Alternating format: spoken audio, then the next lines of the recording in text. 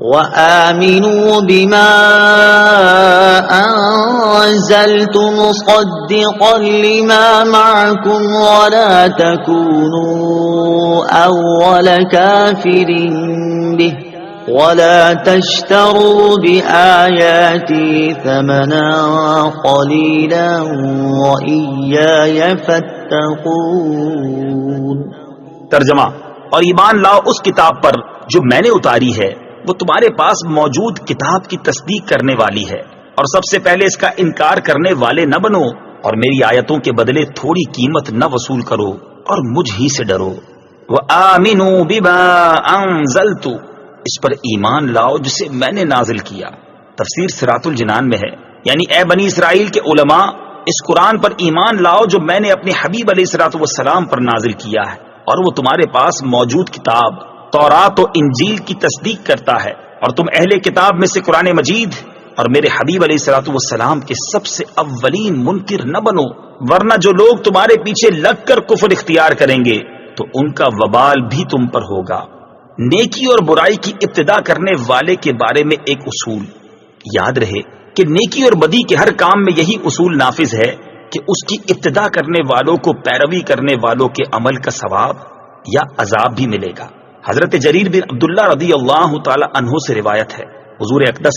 صلی اللہ تعالی علیہ وسلم نے ارشاد فرمایا، جس نے اسلام میں کوئی اچھا طریقہ ایجاد کیا تو اس کے لیے اس طریقے کو ایجاد کرنے کا ثواب ہوگا، اور اس کے بعد جو لوگ اس طریقے پر عمل کریں گے ان کا ثواب بھی اس ایجاد کرنے والے کو ملے گا، اور ان عمل کرنے والوں کے اپنے ثواب میں بھی کوئی کمی نہ ہوگی۔ اور جس نے اسلام میں برا طریقہ ایجاد کیا تو اس پر اس کا گناہ ہوگا، اور اس کے بعد جو لوگ اس پر عمل کریں گے ان کا گناہ بھی اسے ہوگا، اور ان عمل کرنے والوں کے اپنے گناہ میں بھی کوئی کمی نہ ہوگی۔ وَلَا تَشْتَرُوا بِآيَاتِي ثَمَنًا قَلِيلًا، اور میری آیتوں کے بدلے تھوڑی قیمت وصول نہ کرو۔ تفسیر صراط الجنان میں ہے،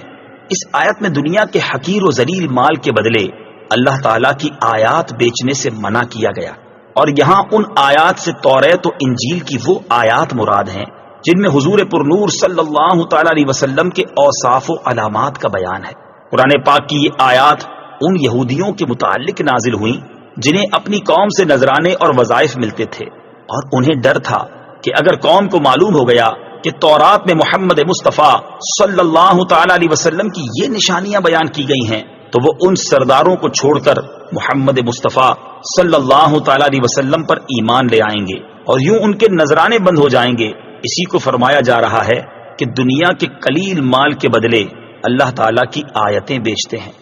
عظمت مصطفیٰ صلی اللہ تعالی علیہ وسلم چھپانے والے غور کریں،